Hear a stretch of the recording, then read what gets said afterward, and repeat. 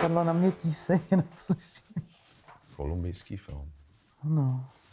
Vlastně on jako je rozdílný, ale je podobný s tím korejským v tom, že je to země, kterou nemýváme jakoby často, zároveň jediný latinskoamerický zástupce v soutěžním programu.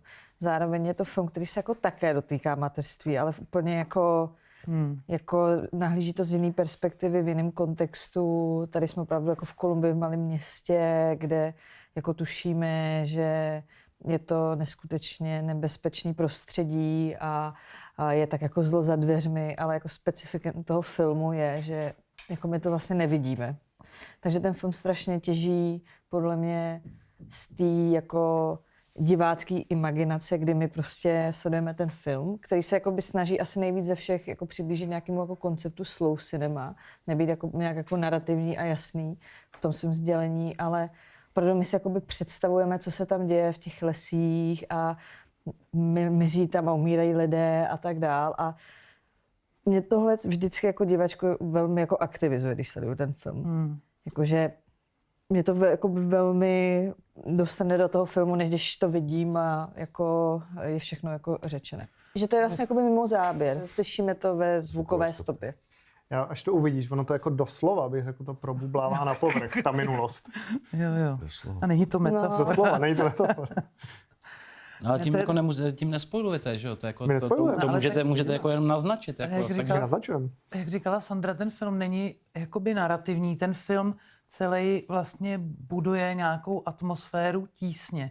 Že ty víš, že se tam jako děje něco zlýho, že těm lidem se už jako v minulosti stalo něco zlýho, jsou v ohrožení a ty furt cítíš, že to zlo je někde za dveřma a doslova buší na dveře a jako vlastně se bojíš, jo. Jako já se přiznám, já teda nejsem úplně trpělivý divák, ale do tohohle jsem se prostě jako ponořila, jako nebylo mi tam dobře, to přiznávám, ale jako je to pro mě jako plus pro tu režisérku, že dokázala mě dostat do takhle jako tísnivého psychického stavu, jakože nepotřebuju to vidět znova, ale jsem ráda, že jsem to jako prošla tou cestou. Vlastně Kabela není debutantka, je to její jakoby hraný debut, ale jako předtím dělala dokumenty a zároveň má zkušenost s vizuálním uměním, takže řekla bych, že to tam jakoby velmi zúročila, protože je to jako audiovizuální zážitek především. A je to o dceři, která se zavrací za svou matkou, u které se domnívala, že je jako mrtvá a ona se zase objeví, ta matka, ale nemluví. A teďka je to o tom, jak komunikovat s tou matkou a sama ta jakoby protagonistka je jako těhotná, chce jí to jako říct, ale všechno jako je to o tom, řekla bych, o právě prožitku té hrdinky v tom prostředí a jak ona jako se dostává do, přesně jak říká Lenka, do taky jako tísnivého jako kontextu a jak ona to prožívá.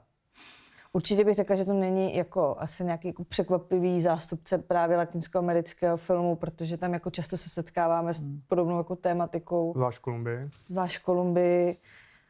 Ale pamatuju si, teď vlastně, když jsme byli v Berlíně, tak jsme viděli mexický film Hrdina. Což mělo podobnou atmosféru v něčem, no. Ale tam vlastně to bylo jako taky jako o násilí a vlastně o jako militarizaci společnosti a tak dál, ale tam to všechno jako by bylo vidět. Jo, to a tam jako člověk mohl zavřít vlastně oči a jako nevidět to. A tady to prostě nejde.